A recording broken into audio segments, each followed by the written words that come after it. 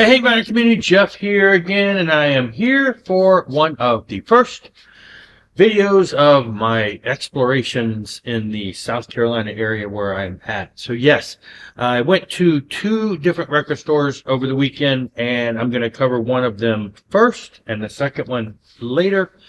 I have very little footage because the first place we went in Columbia was a place called Papa Jazz Record Shop. They had free bumper stickers. My wife was telling me they had t-shirts too. My wife's like, you should buy t-shirts at every record store you go to just to wear on your channel and to have fun, but I didn't do it.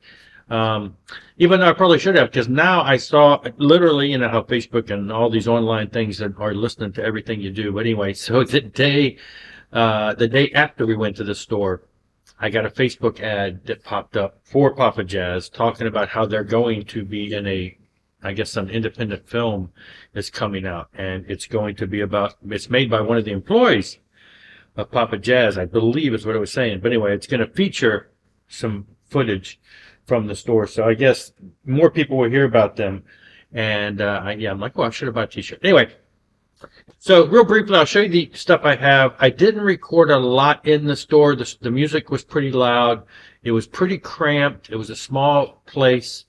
When we first got there weren't a ton of people, but a few minutes after we got there, the place it was stepping on top of each other. It was pretty tight. So it wasn't really good to record. It wasn't, something. The music was, I didn't want to go copyright with the overpowering music and all the people around. So anyway, but here is the little bit of clips of what I got. All right, we're on the streets of Columbia, South Carolina, and we found Papa Jazz Records. So this is one of the places we saw. There's like 4 main record stores in this area, and this is the first one we decided to hit because there's a restaurant nearby that we want to try. So let's go in and see how it goes.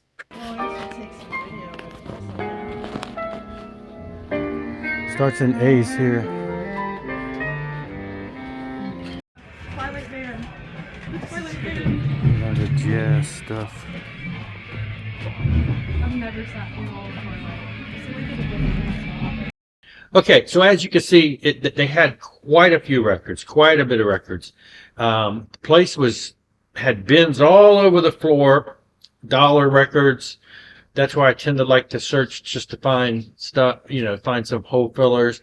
And then they had $5 and less records, and the nice thing about them is they were organized. They weren't like some stores just thrown in there. They actually had title cards. So I was able to kind of scan for band names to kind of see what I could find.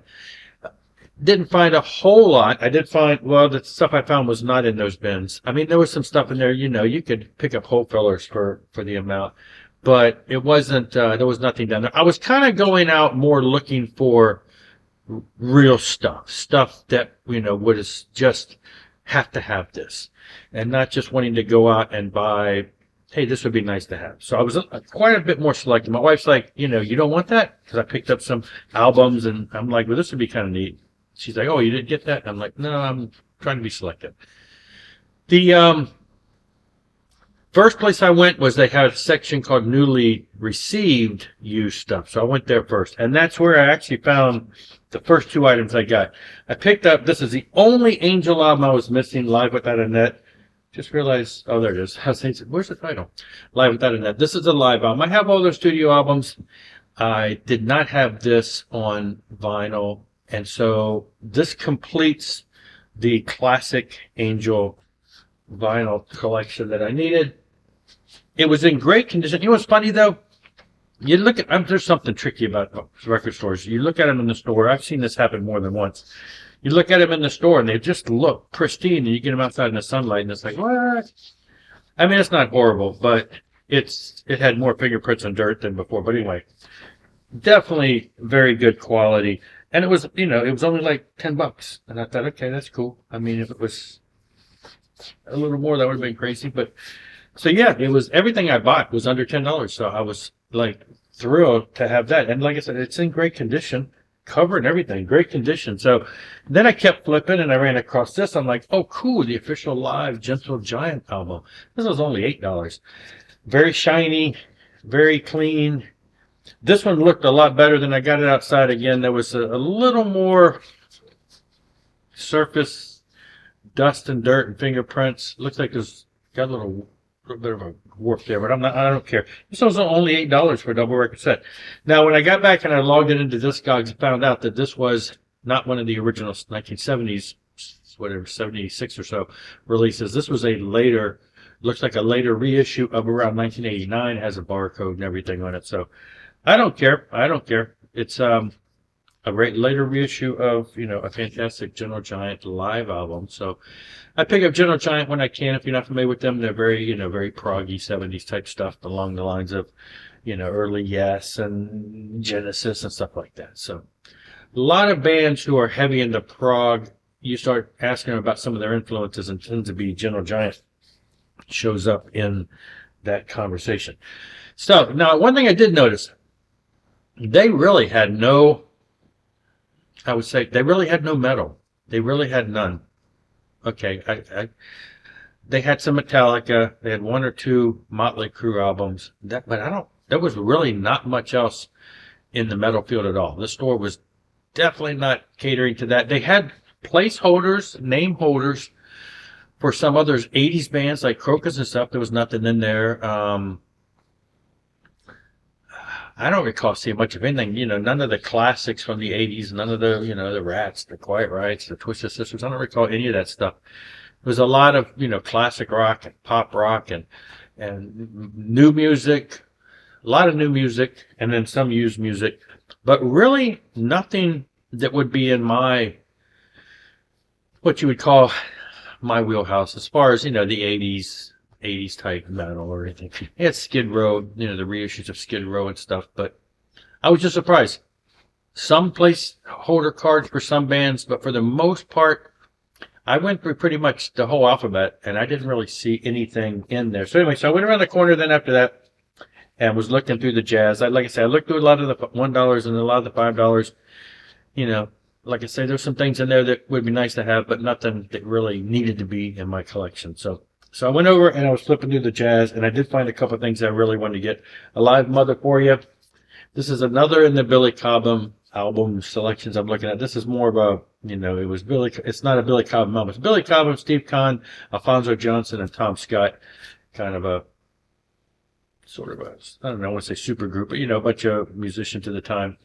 Really great album. I've had this digitally for a while. I saw this on my trip when we went to Charlotte earlier in the year, and I'm kind of kicking myself for not buying it. I don't know. It was in one of those under the counter $3, $4, $5 bins, or maybe it was a little more. Maybe it was a little more than that. That's why I didn't buy it.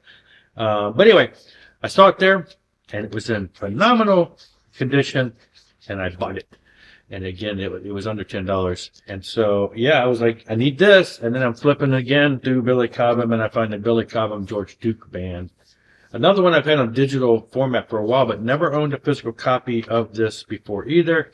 And again, it was on great condition. It is a radio promo, so they got, WKDT, thank you for writing on the cover, on the front and back. But, that's common.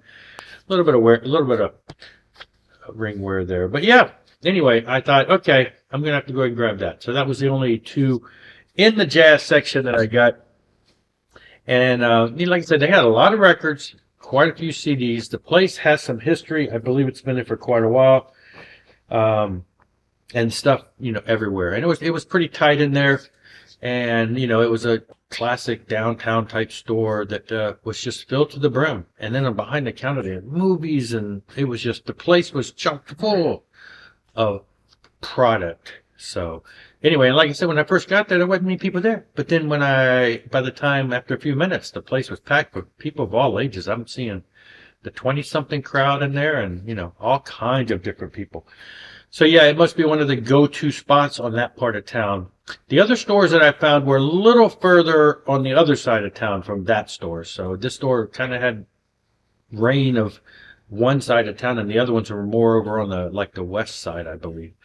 So anyway, yeah, that's it for this one. I did go to one of the ones on the west side. I'll cover that in a little bit later, but I wanted to just show some of the stuff I got at this first place. And I'm not sure, I think next weekend we're going to Charleston, I believe, and there's about I think there's like 4 record stores, I believe, in Columbia, and I hit 2 of them. And I think there's probably about 4 or so in Charleston. But anyway, we'll cover that later. Thanks for watching. Rock on and rock hard.